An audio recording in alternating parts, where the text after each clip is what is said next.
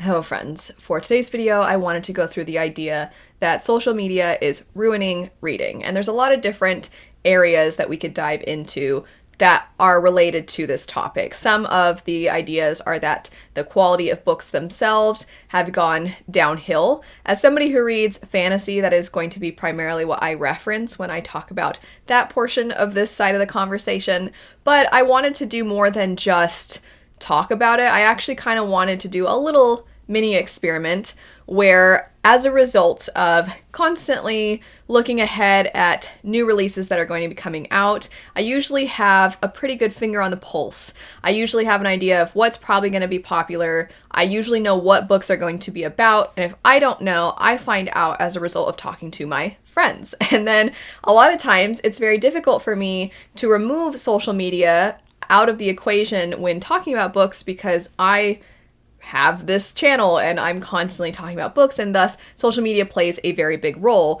in how I come to find out about books, where I get my recommendations, what I see online just popping up and people being like, oh my gosh, everybody read this book. So social media is very tied to it. And what I wanted to do was something that I think a lot of my friends and I have touched on, which is that feeling we had as a kid, the feeling we had not necessarily before social media and reading were so tied together, but just before social media in general, where going to the library and going to the bookstore was such a mystery because you would walk in and you had so many books in front of you and you really didn't know about any of them.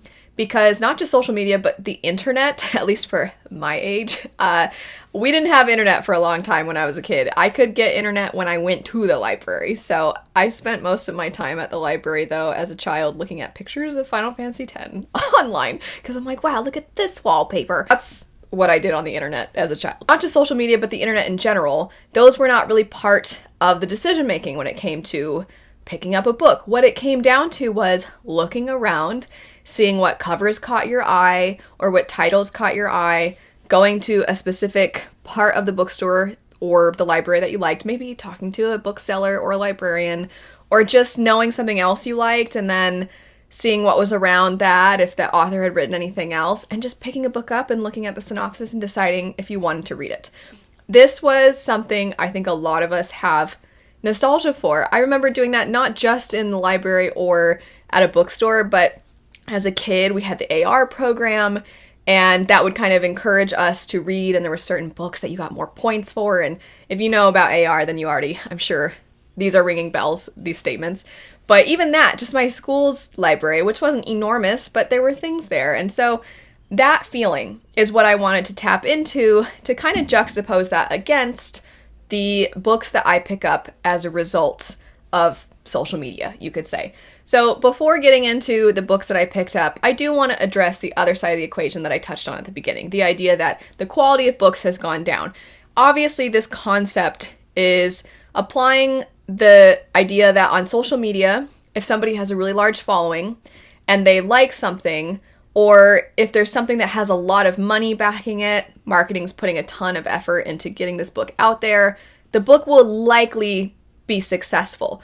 And so the success is based off of exposure, not on quality, not on word of mouth, people realizing, wow, this is amazing, I'm going to tell somebody else, I'm going to get my friends to read it, my parents to read it, whoever I can get to read it, I'm going to get to read it. Rather than that being the case, it's just how many people will see this. And there's been lots of conversations specifically about book talk, where book talk is sort of a culmination of a lot of the best and worst parts of social media, one of which being like, oh, our attention spans, we can only sit for 10 seconds to see something. So if a person says like, these books made me cry, and they're crying and they're like holding up a couple books, you don't know anything about those books other than they made a person cry. Or if a person says, this has enemies to lovers, and they hold up a few books, then a person might be like, oh, I like enemies to lovers, and then they might write those books down and go look for them and check them out. And sometimes that's all you need now, is just a quick 10-second TikTok video. Or if something is super popular, a person can be like, did you love this? Then you have to try this. And if that person has a large following, that's what people are looking into. So the money is going to wherever it feels like the eyes are going to be. Now, I don't necessarily disagree with that concept.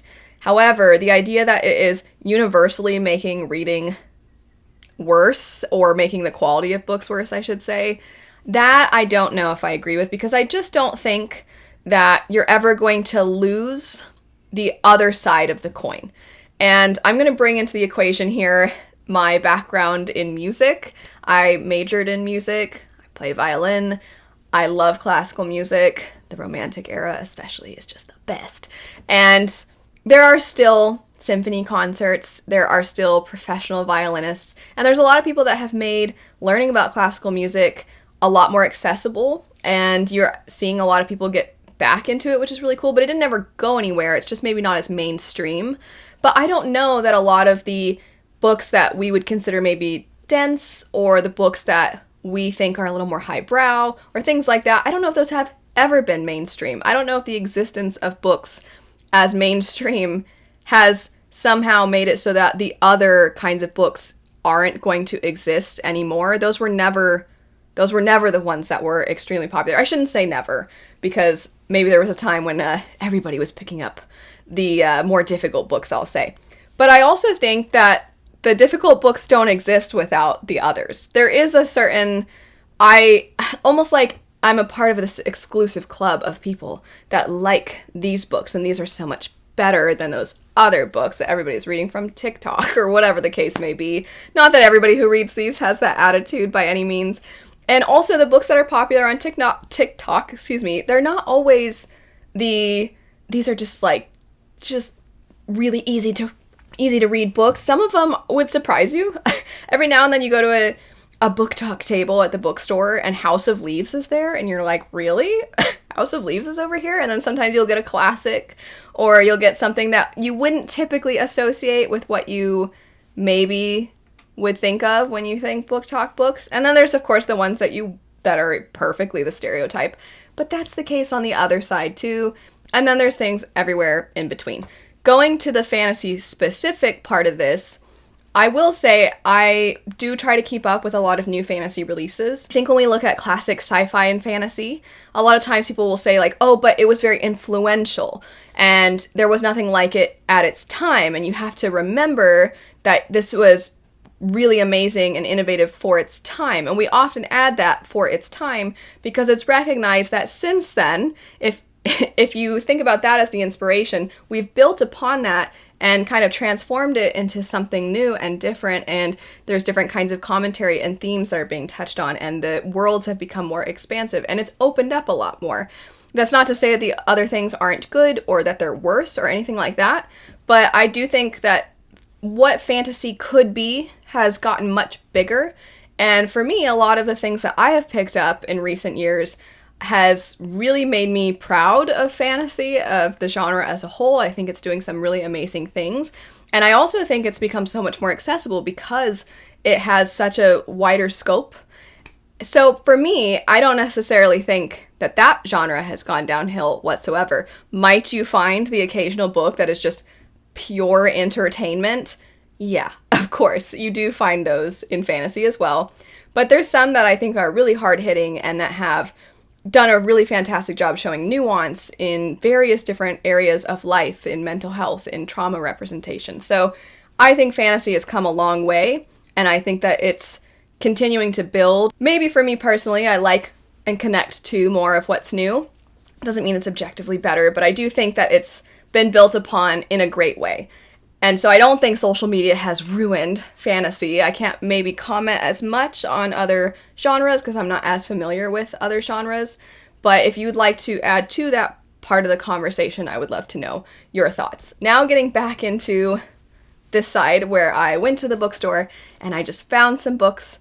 And, excuse me, I didn't go to the bookstore, I went to the library. I perused the library and I was like, I'm going to get 2 books that are 2 different genres.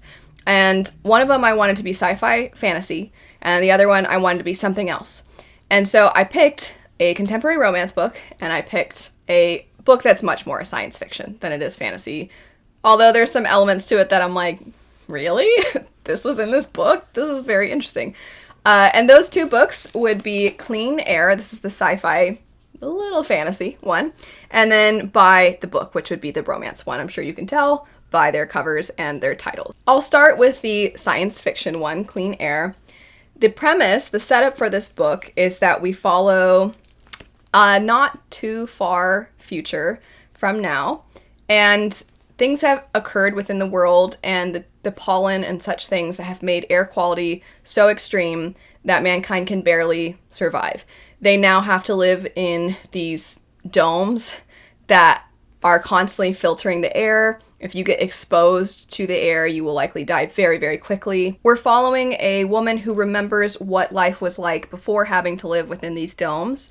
And so there's a lot of trauma that she is sort of working through in a very subtle and very bleak way throughout the story. And she's also trying to exist within this very sterile environment. Sterile, not just relating to the fact that they have to keep everything clean of the pollen and such things, but just there's so much to the story that feels that way. And it almost feels like we are living a more muted version of our own lives. And she is trying to exist as a wife and a mother in this world that just feels so dampened from what it used to be. And her daughter doesn't know anything else. She's a very little girl.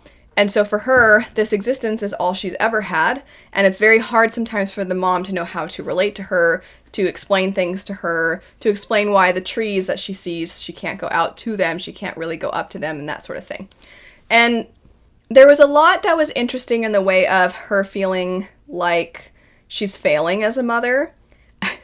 When I say interesting, I mean exceptionally interesting. There is a area that people can go to for basically some peace and quiet. And you can cry in these rooms and you can scream in these rooms. And it's kind of like a place where you can just get your emotions out. And our main character likes to just write notes. And some of the notes she writes are to her daughter. She doesn't give them to her daughter, but she'll sometimes save them. And she'll be like, dear, daughter, here's my thoughts on this topic, except for not worded so stupidly. But then the other part of the story that I was like, oh, I didn't realize this was going to be the main plot, really, is that there's somebody going around just slashing holes in people's where they live so that they die from all the pollen. So there's basically a serial killer going around killing people. And for some reason, it would seem that the main character's daughter can kind of sense when the killer's around and who he's going to go after. And that's the part where you're like, what?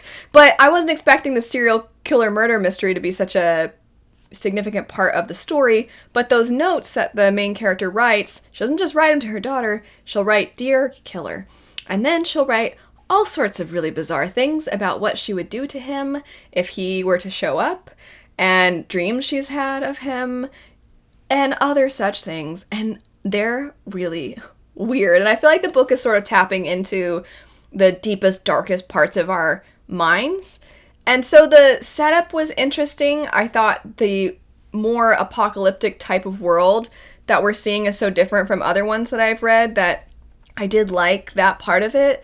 But the main story is so odd that I came away from it like, I don't know how I felt about that, because I didn't dislike it by any means, but I didn't really like it either. And then the ending was so strange.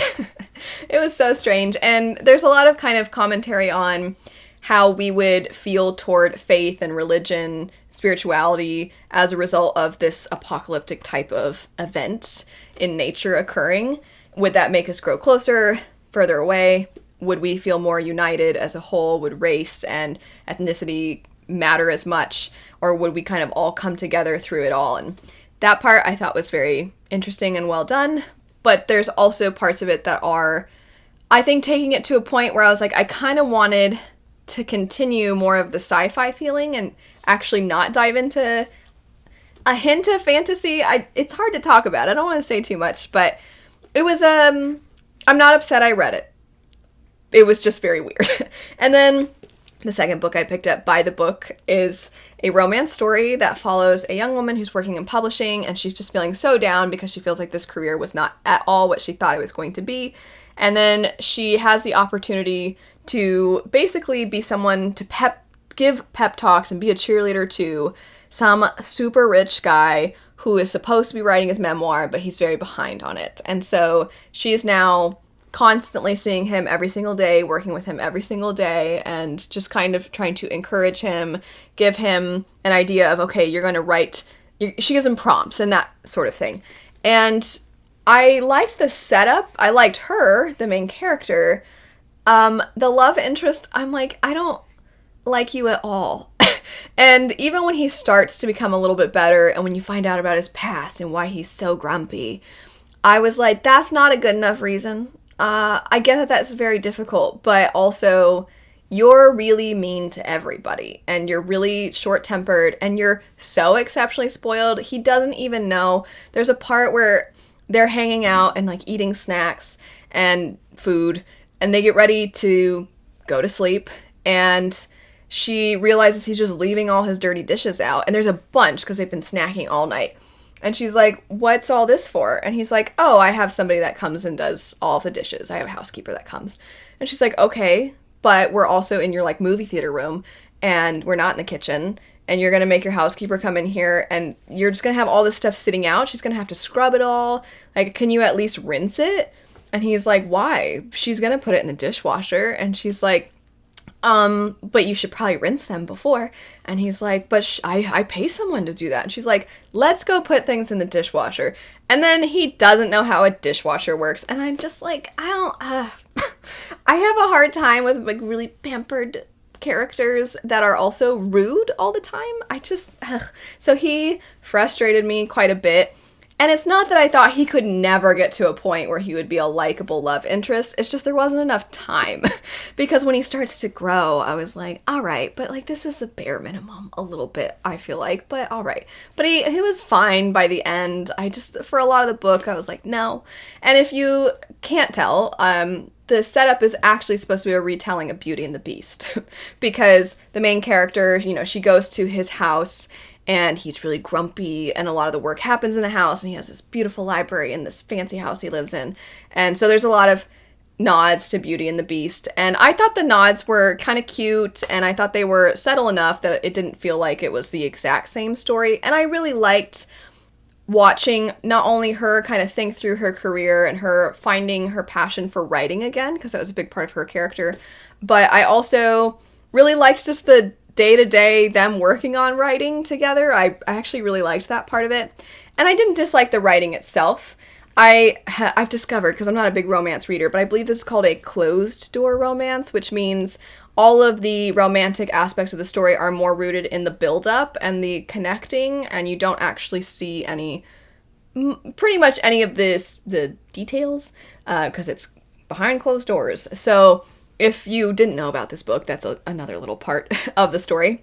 But anyway, for me, it was fine, but I would maybe read something else by this author. That one was just not really my favorite. And then, as I said, to kind of recap, I'm not upset I read Clean Air. It was not what I was. I guess I didn't know what I was going to get into with either of these, but this one especially, I was like, oh, wow, okay, this is interesting. So the results of the experiment, we'll say. Of course, there have been times where I have had people recommend something to me, or there's a lot of hype around a certain book as a result of social media, and I pick it up and it doesn't work. But so many of the things that I've picked up, so many of my favorites, or so many books that I didn't think I'd like, but people were like, no, trust me, it's really good, and I picked up, I've loved. I actually feel like a lot of you give me really fantastic recommendations. And so for me, with this little tiny experiment, 2 books to all the recommendations I've gotten over the years as a result of being on YouTube and Bookstagram and things like that, I actually say a point goes in the category of social media. I think what it comes down to is finding other individuals who either have similar taste to you, so that generally if they really love something and they're really hyping something up, that you will know, well, we have really similar tastes, so I'm sure I'll like that too, or there's a high probability of me liking that as well. Or maybe you follow somebody who you don't always align on their tastes, but their review style makes it easy for you to determine if something is going to work for you. So I think that social media can be used in a very helpful way when it comes to finding books that you like and actually enhancing your reading. I also would say there's the whole element of there being a sense of community and other such things, but purely in the camp of recommendations, I think that social media plays a really helpful, positive role. Not always going to be 100% successful, but for me, while I had fun just walking into the library and being like, let's see, I wouldn't say that those were new favorites by any means. Whereas something like Spinning Silver, a lot of you recommended that to me, and I love that book. And there have just been T. Kingfisher, one of you recommended to me, and I love T. Kingfisher now. So I'd say social media, it's actually not ruined reading, it's enhanced it. I would love to know your thoughts. There's so much more that could be said of this conversation. There's so many other areas of this conversation to potentially dive into, and I know I didn't get into every detail, of course, but if you feel like elaborating on this, feel free to do so. But anyway, thanks so much for watching. I hope you have a lovely rest of your day, and I'll see you all later. Bye.